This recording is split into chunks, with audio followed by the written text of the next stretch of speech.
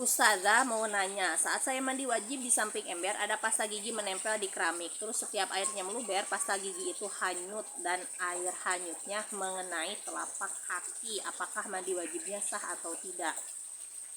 Jawabannya sah ya, mandi wajibnya selama memang terpenuhi fardu mandi wajibnya. Niatnya sudah ada niat dalam hati ketika pertama kali air kena ke tubuh gitu. Kemudian meratakan air ke seluruh tubuh bagian zahir atau seluruh tubuh bagian luar tanpa terkecuali termasuk lipatan-lipatan tubuh. Teraliri semua tuh dengan air suci mensucikan, maka mandi wajibnya sah. Misal kakak nih niat mandi wajib ya, sambil air kena ke tubuh, terus kakak mandi wajib. Ketika mandi wajib di bawah tuh ada odolnya kena air yang luber dari ember. Kemudian si air yang bercampur odol ini kena ke kaki, ya tak masalah.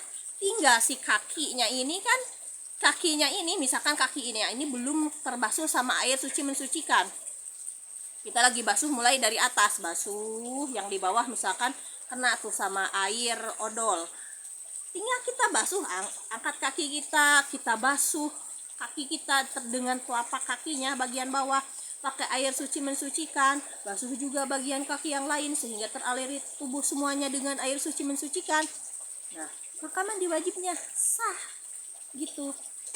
Nah, bisa tidak sah tuh kalau misalkan kakak ketika mandi wajib mengaliri air mulai dari kepala ke bagian bahu depan, bahu belakang, kemudian pas bagian kaki kena air yang ada odolnya misalkan. Kakak begini, udah yang bagian kaki mah gak usah dibasuh, udah kena ini sama air yang ada odolnya. Nah, itu baru tidak sah. Kenapa? Berarti bagian kaki ini itu tidak dibasuh dengan air mutlak. Kakak basuhnya pakai air yang mutagoyir.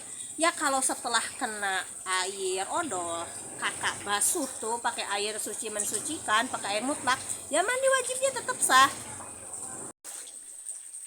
Nah, karena ada kesalahpahaman ini biasanya banyak orang yang jadi mensalahartikan. Seperti ada yang bertanya ke saya, Ustazah, mandi wajib itu kalau sabunan dan sampoan dulu, lalu saya guyur habis bersih misalkan, lalu saya baru niat mandi wajib dan mengguyur seluruh tubuh dengan air suci mensucikan, apakah itu sah atau tidak?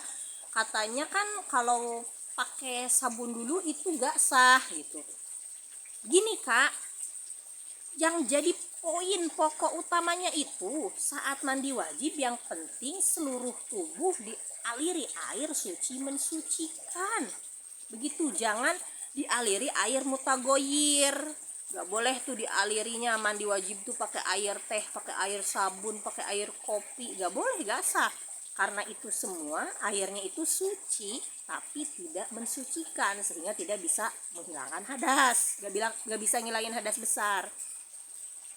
Sama halnya dengan itu, kalau di tubuh ada sesuatu yang dapat merubah sifat air semacam sampo, semacam sabun, dibarengi pas lagi mandi wajibnya itu masih ada sampo dan sabunnya lalu dialiri air, maka itu kan berarti mandi wajibnya pakai air mutagoyir gitu. Karena sebelum kena ke kulit kena ke sabun atau kena ke sampo dulu sehingga airnya jadi duluan berubah gitu, sehingga mandi wajibnya tidak sah.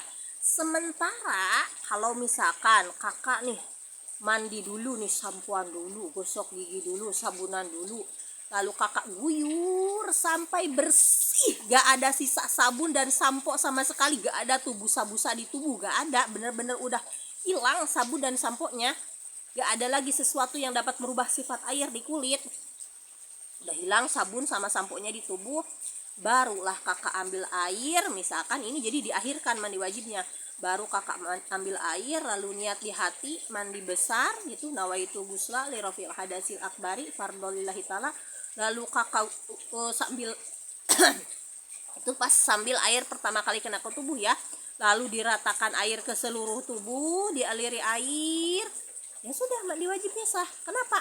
Karena pada saat meratakan air ke seluruh tubuh itu pakai air suci mensucikan, dan di tubuh tidak ada sesuatu yang dapat merubah sifat air.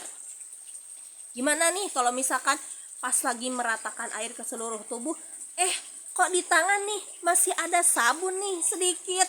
Nah, kalau masih ada sabun di sini sedikit, pas dialiri sama air kan berubah tuh, misalkan jadi air sabun. Kakak sadar, oh bagian yang tangan nih barusan kena kecampur sama sabun. Ya udah, kakak susul pakai air yang baru, hilangkan sabunnya, kakak susul bagian tangan dengan air yang baru, dengan air yang suci mensucikan, sehingga bagian tangan pun teralirinya dengan air suci mensucikan, sehingga mandi wajibnya sah.